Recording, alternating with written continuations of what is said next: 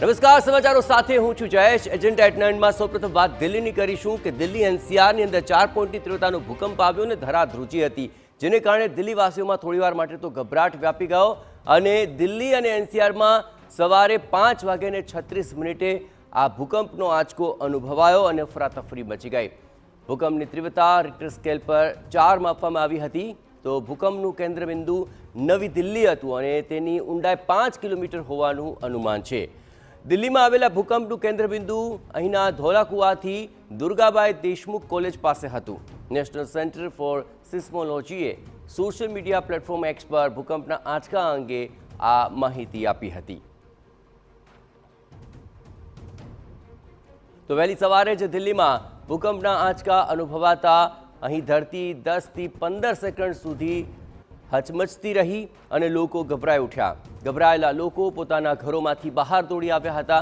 તો ભૂકંપ અંગે વડાપ્રધાન નરેન્દ્ર મોદીએ પણ સોશિયલ મીડિયા પ્લેટફોર્મ એક્સ પર ટ્વીટ કર્યું. તેમણે લોકોને શાંત રહેવાની અપીલ કરી છે.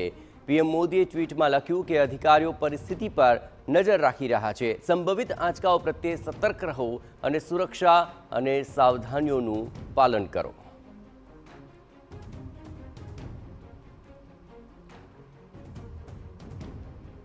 તો આ સમગ્ર મામલે અધિકારીઓની સ્થિતિ પર નજર છે તેવી વાત પણ પીએમ મોદીએ ટ્વીટમાં કહી છે અને લોકોને ખાસ શાંત રહેવાની અપીલ કરી છે.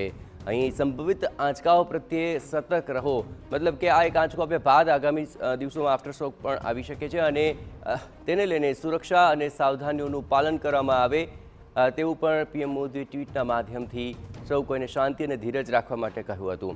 તો રિક્ટર સ્કેલ પર તીવ્રતા 4 પોઈન્ટ નોંધાઈ છે અને બિહારના સિવાનમાં ભૂકંપનું કેન્દ્રબિંદુ નોંધાયું છે.